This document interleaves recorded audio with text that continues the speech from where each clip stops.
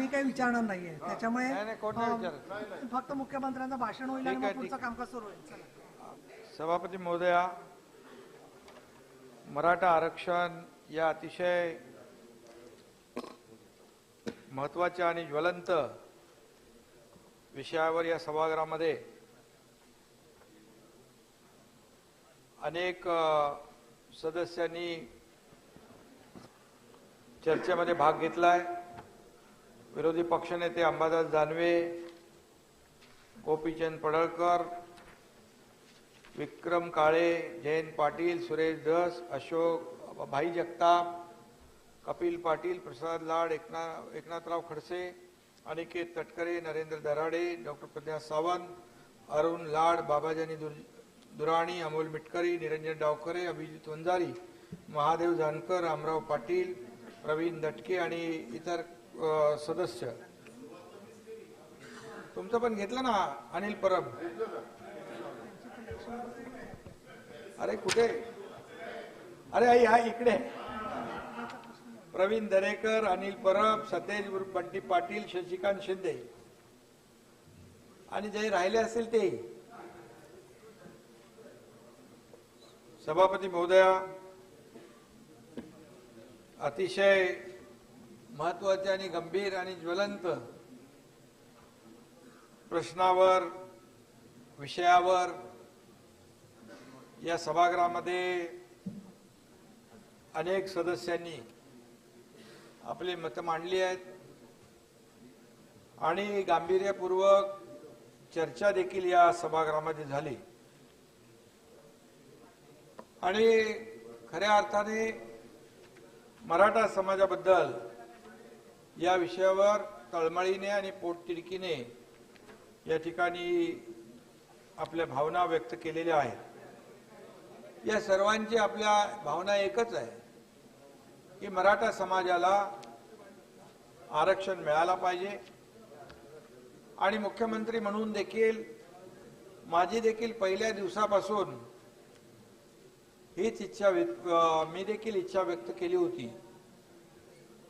आणि हे मराठा समाजाला आरक्षण देताना ओबीसी समाजावर किंवा कुठल्याही अन्य समाजावर अन्याय न करता ओबीसी समाजाच्या आरक्षणाला, इतर समाजाच्या आरक्षणाला धक्का न लावता हे मराठा समाजाला टिकणारं, कायद्याच्या चौकटीत बसणारं आरक्षण मिळायला पाहिजे, ही आपल्या सगळ्यांची भावना आहे. ज्या समाजानं एकीकडे पिढ्यानपिढ्या शेती करून आपल्याला सगळ्यांची, लाखो करोडो लोकांची पोट भरली, हा शेतकरी राजा, बळीराजा हा आपला अन्नदाता आहे. आणि म्हणून आणि या अन्नदात्याने हा मराठा समाज जसा शेतकरी आहे तसा देखील खालच्या सभागृहात देखील मी म्हटलं की आपल्या देशाच्या सीमेचं रक्षण करण्यासाठी देखील मोठ्या प्रमाणावर सैन्यामध्ये देखील आहे. आणि म्हणून आपल्या देशासाठी, मातृभूमीसाठी जीवाची बाजी लावणारा हा समाज आपला आहे. आणि म्हणूनच त्याला खऱ्या अर्थाने जय जवान जय किसान ही घोषणा खऱ्या अर्थाने हा मराठा समाज जगलेला आहे. आणि म्हणून मराठा समाजाचं या राज्याच्या विकासामध्ये देखील मोठं योगदान आहे. आणि असा मराठा समाज आपल्या न्यायासाठी, आपल्या हक्कासाठी रस्त्यावर उतरलाय. आणि आर्थिक आणि शैक्षणिक आघाड्यांवर या समाजाच्या पदरामध्ये मागासले पण पडले, ही वस्तुस्थिती आहे. आणि म्हणून गेल्या काही वर्षामध्ये सामाजिक दृष्ट्या देखील हा समाज मागे पडला आहे. आणि म्हणून अन्य मागास समाजाप्रमाणे मराठा समाजालाही आरक्षणाच्या माध्यमातून आपली प्रगती करायची आहे. आणि म्हणून खरं म्हणजे दुर्दैवाने या मागणीसाठी मागे देखील, मागच्या काळात देखील आणि आताही भावनेच्या भरात काही तरुणांनी अगदी टोकाची भूमिका घेऊन आत्महत्येसारखं पाऊल टोकाचं उचललं. हे पाहून खरं म्हणजे हे दुःखदायक आहे. हे खरं म्हणजे आपल्या सगळ्यांसाठी वेदनादायक आहे. आणि म्हणून मी नेहमी आवाहन त्यांना करतो, विनंती करत असतो की मराठा समाजाला आरक्षण देण्यासंदर्भात सरकार सकारात्मक आहे. टोकाची भूमिका घेऊ नका आणि संयम बाळगा. आणि म्हणून राज्यातल्या इतर समाजाशी देखील मिळून मिसळून वागणारा हा मराठा समाज, महाराष्ट्राची संस्कृती, सामाजिक बांधणी घट्ट करणारा हा समाज, खरं म्हणजे मगाशी म्हटलं त्याप्रमाणे या महाराष्ट्राच्या विकासाला मोठा हातभार लावणारा हा समाज, गेल्या काही दिवसापासून राज्यातील सामाजिक वातावरण दूषित जे काही झालेलं आहे हे कधी आपण पाहिलेलं नाही. आणि ही आपली संस्कृती पण नाही, आपली परंपरा पण नाही. खरं म्हणजे हे आपलं पुरोगामी महाराष्ट्र, या महाराष्ट्रामध्ये सर्व समाज, सर्व जाती धर्माची माणसं गुण्या गोविंदाने एकत्र गेले अनेक वर्ष राहत आहे. अनेक वर्ष आपल्याला आपण एका परिवारातले आहोत, एका कुटुंबातले आहोत अशा भावनेने हे सर्व राहत आहेत. आणि म्हणून कुठल्याही दोन समाजामध्ये तेढ निर्माण होणं हे आपल्या कुणासाठी देखील परवडणारं नाही आणि आपल्या राज्यासाठी देखील भूषणावं नाही आहे. आणि म्हणून पुरोगामी महाराष्ट्राला तर अजिबात शोभणारं देखील नाही. आणि म्हणून कुठेही महाराष्ट्रामध्ये तणाव वाढणार नाही, कायदा सुव्यवस्था धोक्यात येणार नाही. ही जशी राज्य सरकारची जबाबदारी आहे तशी देखील आपण विरोधी पक्ष असेल, या राज्यातले नागरिक असतील, समाज असेल, यांनी आजवर घेतली आहे. आपण आजही घेतोय आणि यापुढे घेत राहिली पाहिजे अशाच प्रकारची भावना माझी आहे. आणि म्हणून त्यामुळे मराठा आरक्षणासाठी जे आंदोलन सुरू आहे त्याचा काही अपप्रवृत्तींनी फायदा घेऊ नये अशाच प्रकारची माझी या ठिकाणी भावना आहे. आणि म्हणून आपली देखील तीच भावना आहे, वेगळी भावना असू शकत नाही. कारण शेवटी हे राज्य हे राज्य जे आहे हे राज्याची संस्कृती आहे, एक परंपरा आहे. आणि आपण त्यामध्ये अनेक वर्ष गुण्या गोविंदाने या ठिकाणी राहतोय. राज्यात शांतता, कायदा सुव्यवस्था, बंधुभाव कायम राहिला पाहिजे. कोणत्याही निमित्ताने समाजामध्ये वितुष्ट येता कामा नये. चर्चेतून अनेक प्रश्न सुटू शकतात, आपण पाहिलेलं आहे.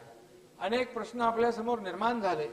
या राज्यात आम्ही मुख्यमंत्री आणि आमचं सरकार आल्यानंतर मी आणि दोन्ही उपमुख्यमंत्री, आमचं सगळं मंत्रिमंडळ, यामध्ये अनेक प्रश्न निर्माण झाले, अनेक समस्याही समोर आल्या, अनेक आंदोलनही झाली.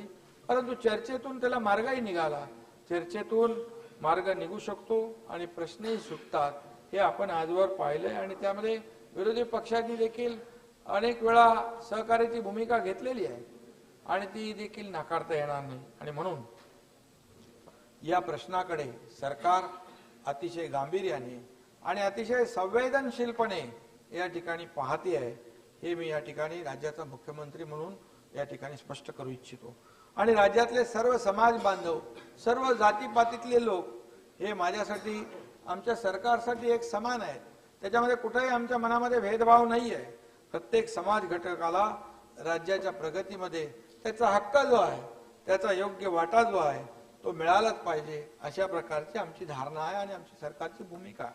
आणि म्हणून मराठा समाजाच्या प्रगतीसाठी आरक्षण देण्याची गरज निर्माण झाली आहे.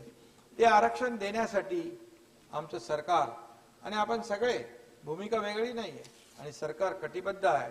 त्यासाठी सर्व पातळीवर सरकार लढा देण्यास सज्ज आहे. यासाठी जे प्रयत्न आहे ते करायला सरकार तयार आहे.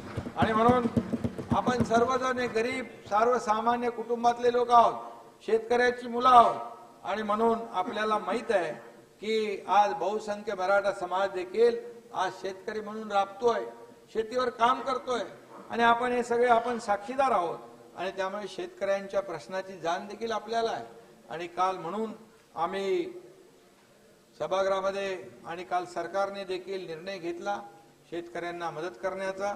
आणि म्हणून या ठिकाणी मराठा समाजाला आरक्षण मिळालं पाहिजे, यासाठी प्रत्येकाने एक सहकार्याची सकारात्मक भूमिका आतापर्यंत घेतलेली आहे.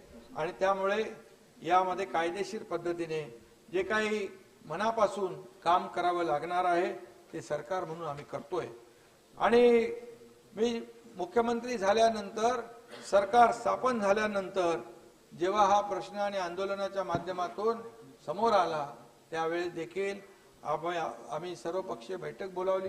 सगळे त्याच्यामध्ये या ठिकाणी सहभागी झाले आणि त्यावेळेस जे आंदोलन होतं ते आंदोलन देखील जरांगे पाटील यांचं उपोषण किंबहुना इतरही जी काही आंदोलनं होती त्या ठिकाणी, काही ठिकाणी मुख्यमंत्री, काही ठिकाणी आमचे उपमुख्यमंत्री, काही ठिकाणी स्वतः मंत्री या ठिकाणी गेले. कधी सरकारने कुठली ताटर भूमिका कधीच घेतली नाही. सरकारने कधी अहंकाराची भूमिका किंवा आम्ही कशाला हे करायचं ते करायचं असं कधीच केलं नाही. शेवटी सर्वसामान्य माणूस हा आमचा मुख्य घटक आहे. सर्वसामान्य माणसाचं सरकार म्हणून आम्ही हे सरकार स्थापन केलेलं आहे आणि म्हणूनच आपल्याला माहित आहे गेल्या 1.5 वर्षामध्ये सर्वसामान्य लोकांसाठी घेतलेले जे निर्णय आहेत हे आपल्या समोर आहेत. आणि म्हणून या ठिकाणी सत्तेवर आल्यावर लगेच ऑगस्ट 2022 मध्ये विधिमंडळ अधिवेशनात अधिसंख्य पदा, थोडा मी पार्श्वभूमी सांगतो, अधिसंख्य पदांची निर्मिती व निवड केलेल्या उमेदवारांना नियुक्त्या मिळाल्या नव्हत्या. आणि त्यावेळेस आपल्यालाही माहित आहे ही हा आकडा छोटा नाही, 4,500 तरुण होते त्याच्यामध्ये. त्यांचं सिलेक्शन झालं होतं, अपॉइंटमेंट नव्हती आणि म्हणून या 4,500 तरुणांना शासकीय सेवेमध्ये घेण्याचा एक धाडसी निर्णय आमच्या सरकारने घेतला, ही वस्तुस्थिती आहे. आमचे ज्येष्ठ सहकारी चंद्रकांत दादा यांच्या अध्यक्षतेखाली 4 ऑक्टोबर 2022 रोजी सभापती महोदय मराठा आरक्षण व सुविधा मंत्रिमंडळ उपसमिती आम्ही स्थापन केली आणि या समितीने आपलं कामही सुरू केलेलं आहे. आणि सभापती महोदया, यामध्ये सर्व समाज घटकांसाठी असलेल्या संस्थांच्या कार्यक्रम आणि योजनांमध्ये देखील समानता असली पाहिजे. सर्वांना समान न्याय मिळाला पाहिजे, ही भूमिका आमची होती. त्या दृष्टीने बार्टी असेल, सारथी असेल, महाज्योती असेल, टीआरटी असेल, अमृत असेल, या संस्थांच्या कार्यक्रम योजनांमध्ये एक समानता आणण्याचा देखील निर्णय आमच्या सरकारने घेतला, ही देखील वस्तुस्थिती आहे. अप्पर मुख्य सचिवांच्या अध्यक्षतेखाली समिती या बाबतीमध्ये सर्व नियोजन करते आहे. प्रत्येक संस्था त्यांचा वार्षिक कृती आराखडा तयार करून तो समिती समोर मान्यतेसाठी ठेवतो. या संस्था विविध घटकांसाठी सामाजिक, आर्थिक, शैक्षणिक उपक्रम राबवतात. त्याचप्रमाणे फेलोशिप, विद्यार्थ्यांसाठी स्पर्धा परीक्षा तयारी, पोलीस आणि सैन्य भरती, प्रशिक्षण, कौशल्य विकास, संशोधन आणि प्रशिक्षण, वसतिगृह, वसतिगृहात प्रवेश न मिळालेल्या विद्यार्थ्यांना देण्यात येणारा निर्वाह भत्ता, स्वाधार, स्वयं आधार अशा वेगवेगळ्या योजना देखील शासनाच्या वतीने राबवण्यात येत आहेत. पीएचडी फेलोशिप योजनेत बार्टी, सारथी आणि महाज्योतीमध्ये प्रत्येकी 200 विद्यार्थी, तर टीआरटी मध्ये 100 विद्यार्थ्यांचा देखील सभापती महोदय समावेश करण्यात आला आहे. सारथीसाठी 300 कोटी, बार्टीसाठी 300 कोटी आहेत, महाज्योतीसाठी तर जास्त आहेत, 533 कोटी रुपये निधी आतापर्यंत आपण दिलेला आहे. यूपीएससी, एमपीएससी स्पर्धा परीक्षांचे प्रशिक्षण, परदेश शिष्यवृत्ती, स्वाधार, स्वयं निर्वाह भत्ता या सर्व योजनांचा लाभ जो आहे, या लाभ घेणाऱ्यांना समान न्याय मिळाला पाहिजे असा निर्णय, ही भूमिका सरकारने या ठिकाणी घेतलेली आहे. सभापती महोदया, सारथी आणि अण्णासाहेब पाटील आर्थिक महाविकास मंडळ जे आहे, मागास विकास महामंडळ आहे, आपण सारथीच्या माध्यमात मराठा समाजाला आरक्षण मिळवून देणं हे तर शासनाचं प्रथम उद्दिष्ट आहे. परंतु त्याशिवाय या समाजातल्या युवकांना सक्षम करणं, त्यांना मुख्य प्रवाहात आणणं, त्यांना रोजगार, स्वयंरोजगार मिळेल हे पाहणं, यासाठी देखील आम्ही तातडीने पाऊल उचलली आहेत.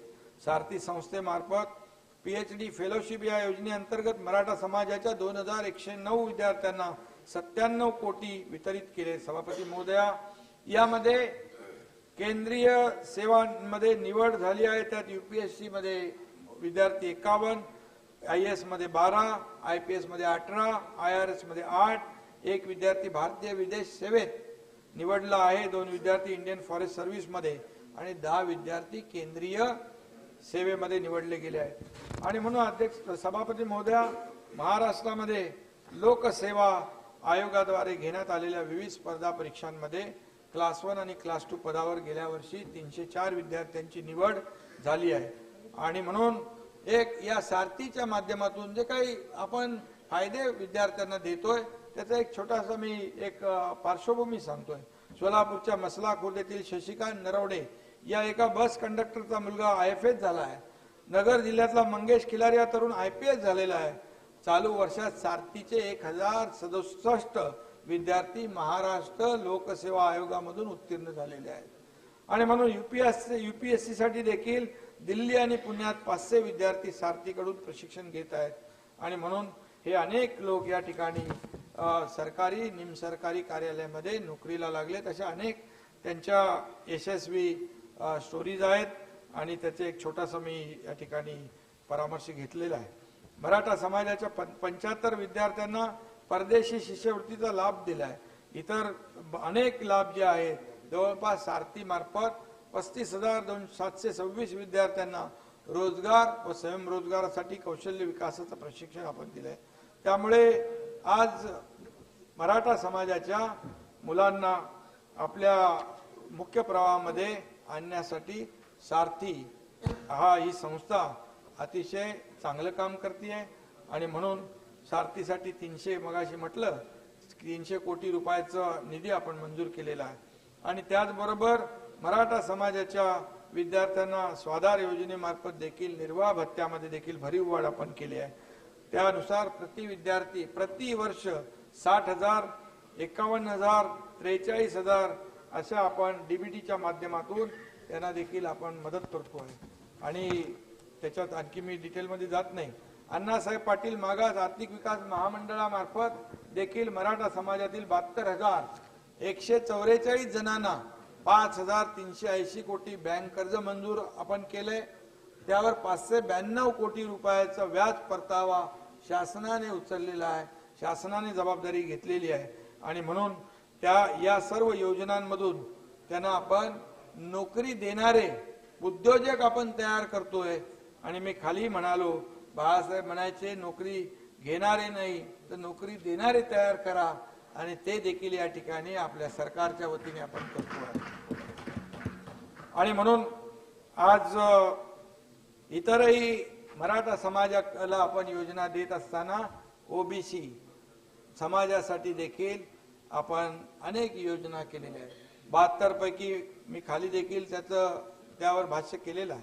72 पैकी 52 वसतिगृह महिनाभरात सुरू होत आहेत. OBC साठी प्रति जिल्हा 100 मुलं आणि 100 मुली अशा प्रकारचे 7,200 10वी नंतर शिक्षण घेणाऱ्या विद्यार्थ्यांना याचा लाभ होणार आहे. राज्यातील इतर मागास प्रवर्गासाठी मोदी आवास घरकुल योजना 10 लाख घरं 3 वर्षामध्ये आपण बांधण्याचा निर्णय घेतलेला आहे. आणि राज्यात उच्च शिक्षण घेणाऱ्या OBC VJNT आणि SBC विद्यार्थ्यांसाठी देखील ज्ञानज्योती सावित्रीबाई फुले आधार योजना सुरू करण्यात आपली आलेली आहे. आणि म्हणून यांना देखील निवास भोजन निर्वाह भत्ता वर्षाला 38 ते 60,000 रुपयापर्यंत अर्थसहाय्य देखील दिलं जाणार आहे. आणि म्हणून यामध्ये महात्मा ज्योतिबा फुले संशोधन व प्रशिक्षण संस्था महाज्योती या संस्थेला देखील आपण भरीव आर्थिक निधी या ठिकाणी दिलेला आहे. या समाज घटकांच्या शैक्षणिक सामाजिक आणि आर्थिक विकासासाठी महाज्योती काम करते आहे. आणि महाज्योतीतर्फे देखील स्पर्धा परीक्षेसाठी विद्यार्थ्यांना प्रत्येक महिन्याला 13,000 ते 10,000 विद्यावेतन तर 18,000 ते 12,000 इतका आकस्मिक निधी देण्यात येतो. आणि त्याचबरोबर दिल्ली तसेच पुणे येथे UPSC MPSC set net military भरती MBAचे प्रशिक्षण देखील महाज्योतीच्या माध्यमातून त्या विद्यार्थ्यांना देण्यात येते. असे 6,000 विद्यार्थी आज प्रशिक्षण घेत आहेत. आणि म्हणून महाज्योती मार्फत देखील UPSC साठी 50,000 रुपये प्रत्येक विद्यार्थ्याला अर्थसहाय्य करते. तर मुलाखतीकरिता 25,000 रुपये प्रति विद्यार्थी या ठिकाणी. आणि त्याचबरोबर UPSC मध्ये आतापर्यंत 34 विद्यार्थी यशस्वी झाले असून IAS, IPS, IRS, MPSC मध्ये देखील असे अनेक विद्यार्थी यशस्वी झालेत आणि विविध पदांवर काम करत आहेत. आणि म्हणून केंद्र सरकार व राज्य शासनाच्या परीक्षांमध्ये 566 उमेदवार देखील यशस्वी झालेत. PhD करिता देखील एकूण 5 वर्षासाठी महाज्योती मार्फत अर्थसहाय्य करण्यात येते. यात प्रत्येक विद्यार्थ्याला 5 वर्षासाठी एकूण 29,68,000 इतकं अर्थसहाय्य देखील करण्यात येतं आणि एकूण 1884 विद्यार्थ्यांना महाज्योती आज लाभ देते आहे। सभापती महोदया, यामध्ये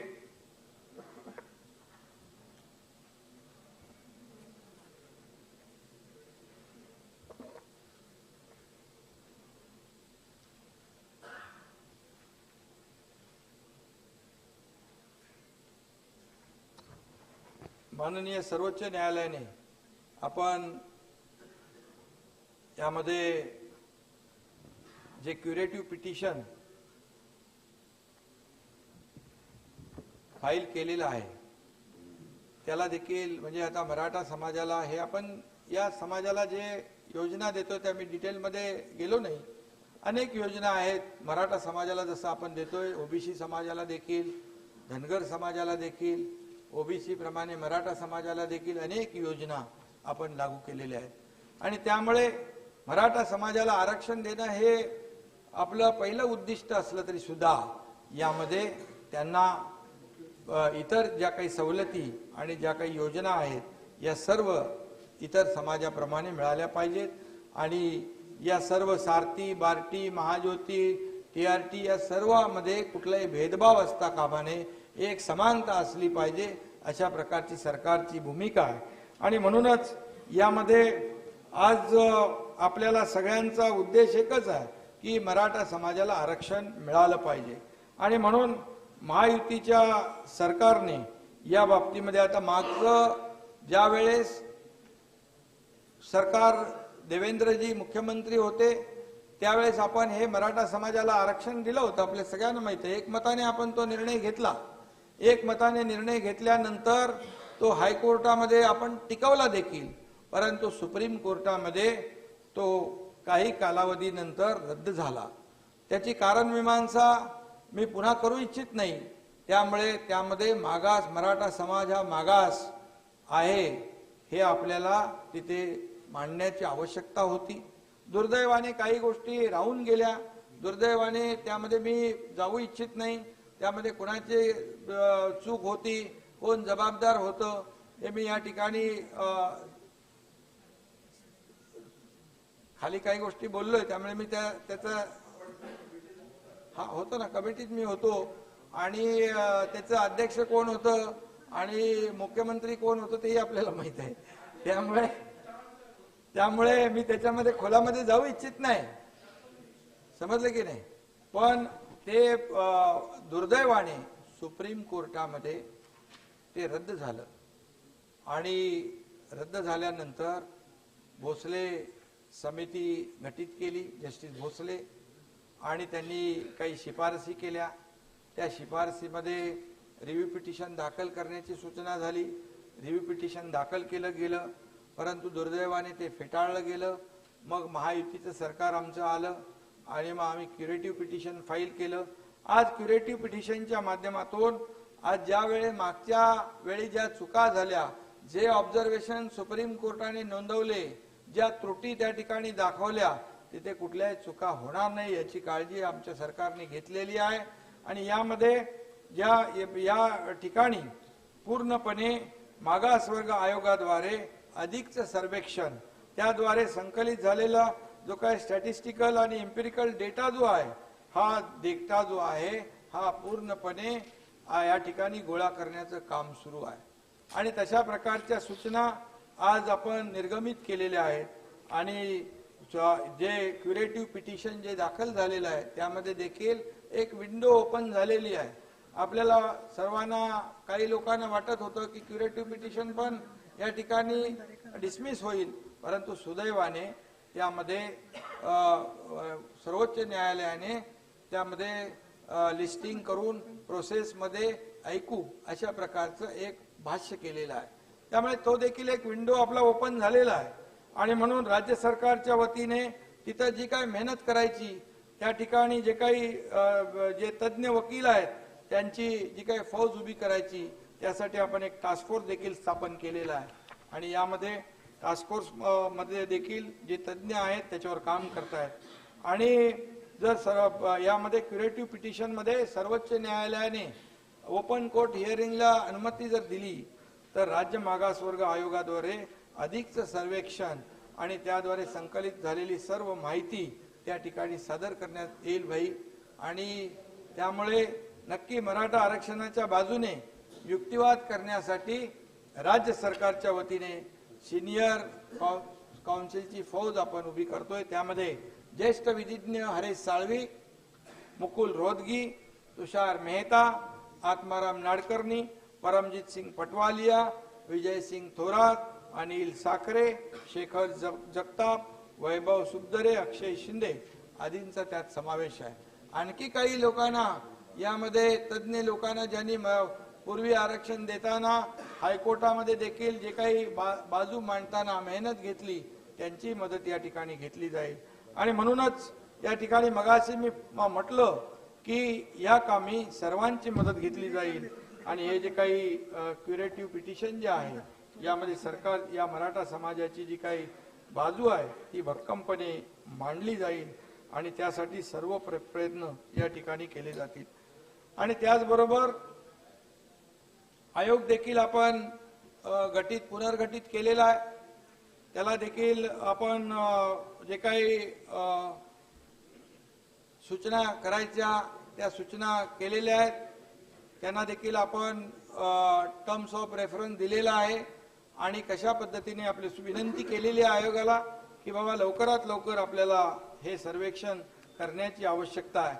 त्यांना जे काही आवश्यक बाबी आहेत, यंत्रणा आहे, त्यांना मनुष्यबळ आहे, त्यांना मागासवर्ग आयोगाला 368 कोटी रुपयांच्या निधीचा त्यालाही मान्यता आपण दिलेली आहे.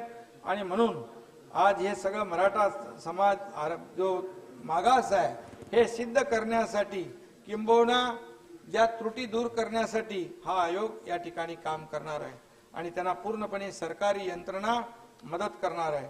आणि म्हणून उच्च न्यायालय आणि सर्वोच्च न्यायालय आणि इतर न्यायालयीन पातळीवरही मराठा समाजाचं आरक्षण जे काही कसं या ठिकाणी त्याला मदत होईल यासाठी आपण समन्वय राखण्यासाठी निवृत्त न्यायाधीश दिलीप भोसले यांच्या अध्यक्षतेखाली देखील एक समिती नेमली. त्यामध्ये गायकवाड साहेब आहेत, संदीप शिंदे आहेत आणि हे सगळे जे आहेत हे सर्व सरकारला, शासनाला या ठिकाणी मदत करणार आहेत. आणि म्हणूनच यामध्ये आपण जो मराठा समाजाला आरक्षण देताना आपण ही सर्व तयारी आपण करतोय. त्याचबरोबर जे कुणबी दाखले जे आहेत, कुणबी प्रमाणपत्र देण्याची जी मराठवाड्यामध्ये कुणबी प्रमाणपत्र जे आपण जुन्या नोंदी तपासून जी जस्टिस शिंदे कमिटी काम करते आहे ती अतिशय चांगलं काम त्या ठिकाणी शिंदे कमिटी करते. आणि त्यामध्ये जे जुने पुरावे आहेत यामध्ये सर्व पुरावे ते तपासतायत आणि त्यामधून ज्या जुन्या नोंदी सापडत आहेत त्या जुन्या नोंदीप्रमाणे या ठिकाणी त्यांना जुन्या नोंदी सापडल्यानंतर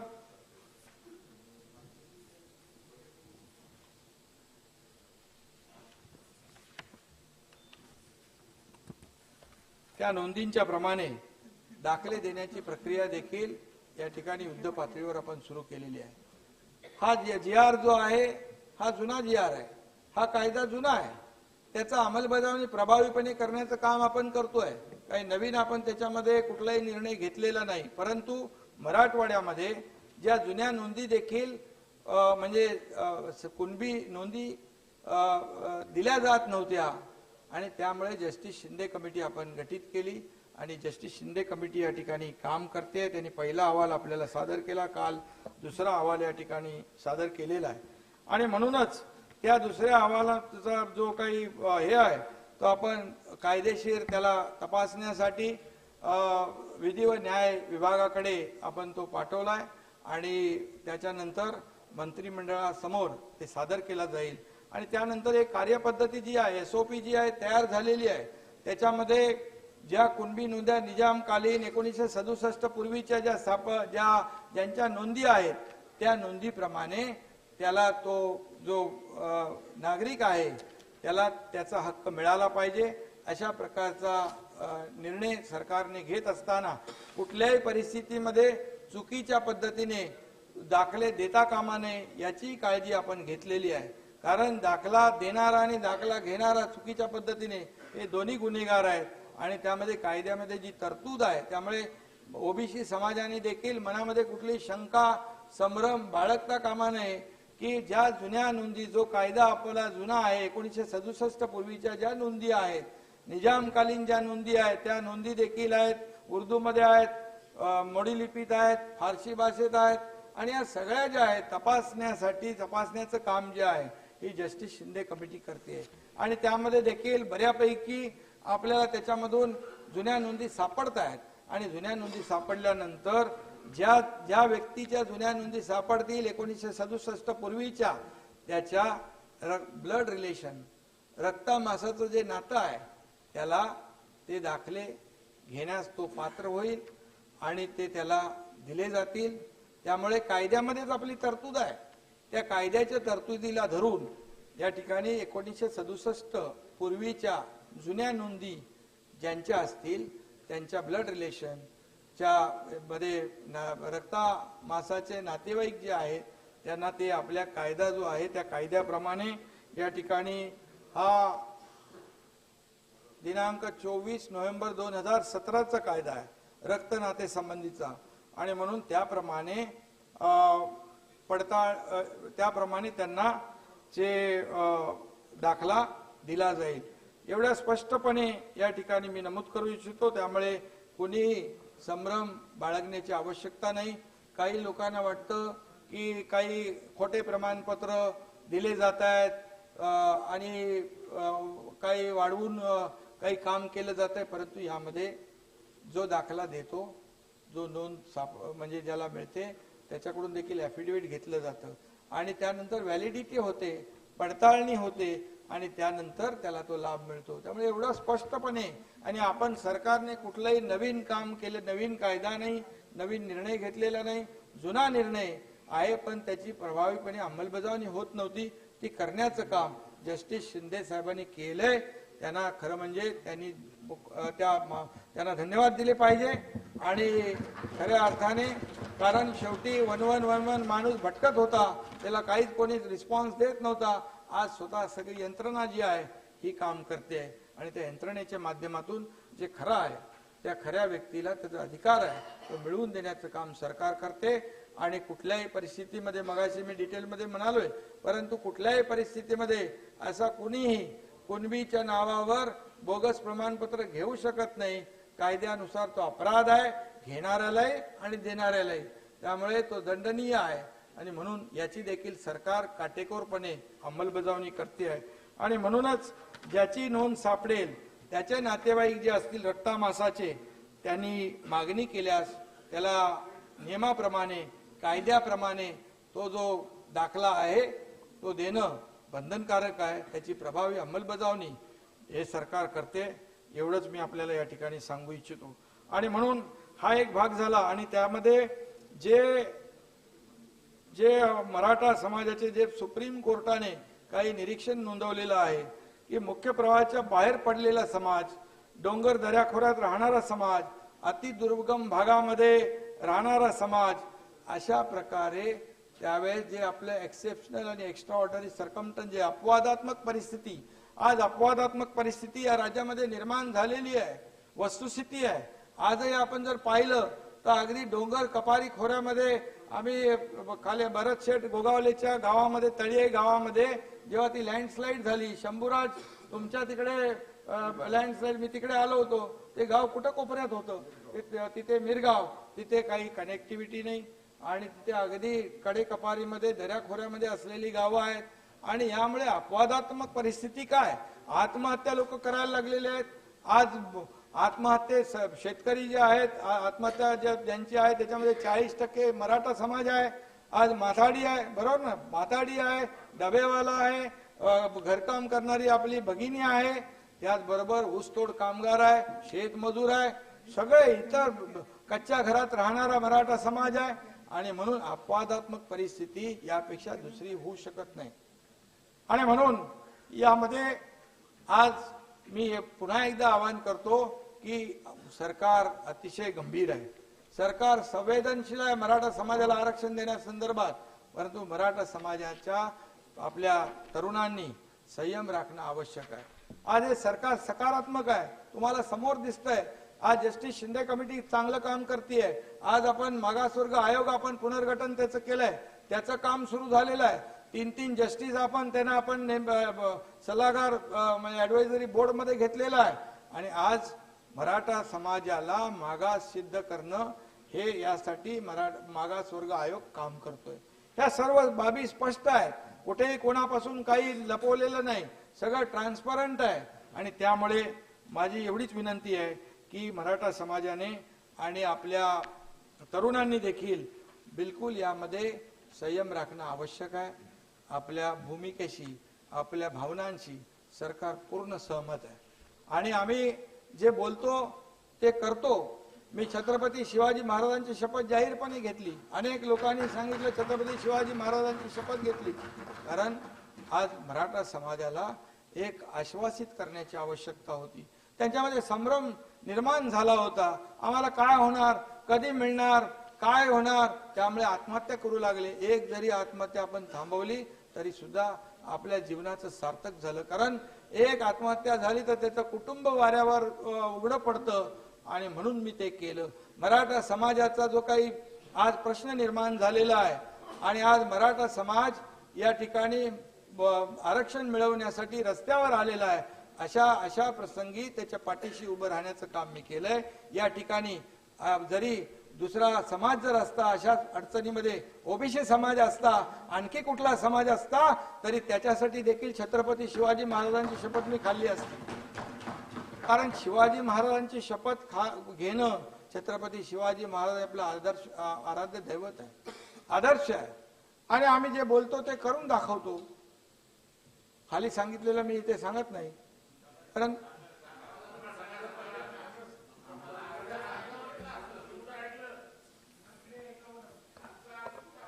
त्यामुळे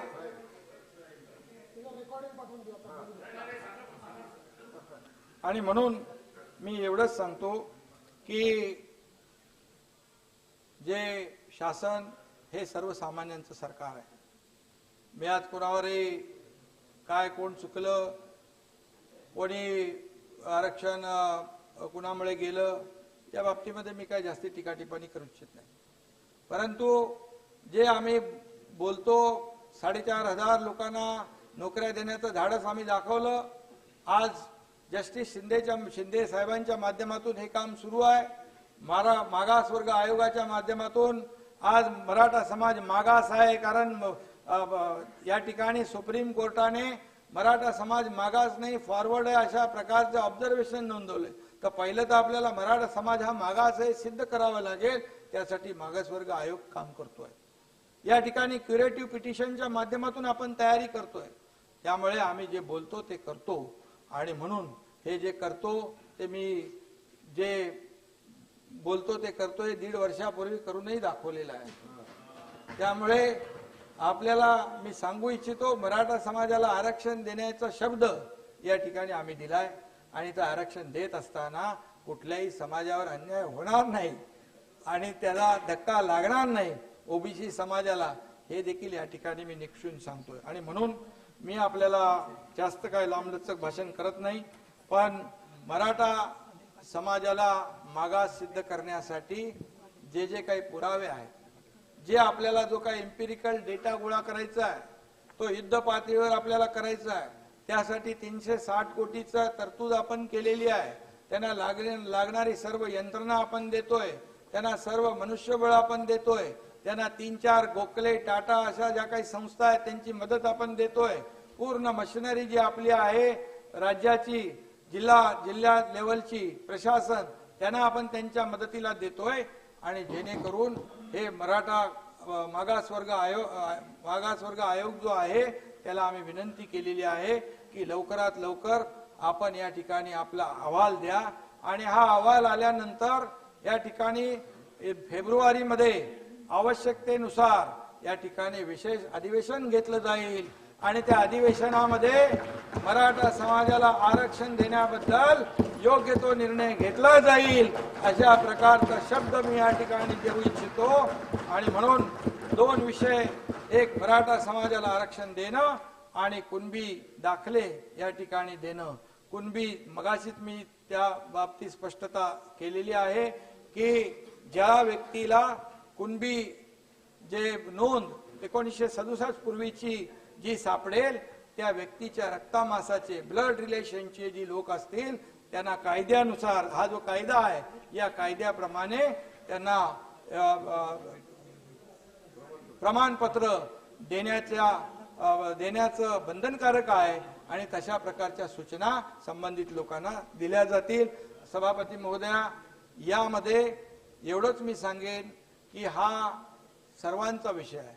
यामध्ये मराठा समाजाला आरक्षण देताना सत्ताधारी पक्ष असू द्या, विरोधी पक्ष असू द्या, या सगळ्यांनी एक दिलाने एकत्र येऊन सहकार्य करण्याची आवश्यकता आहे। आणि नक्की त्यामधून मी सांगितल्याप्रमाणे आपण या मराठा समाजाला आरक्षण देण्याचा निर्णय आपण घेऊ आणि त्याच्यामध्ये आपल्याला यश मिळेल। आणि इतर समाजावर देखील ओबीसी असेल, धनगर समाज असेल, त्याच्या मी योजना मी मगाशी खाली वाचल्या, परंतु आपण कुठल्याही समाजाला कुठेही अन्याय होणार नाही याची काळजी आपण घेऊया, एवढंच आपल्याला या सभागृहाला मी आश्वस्त करू इच्छितो सभापती महोदया। आणि यासाठी आपण माझी विनंती आहे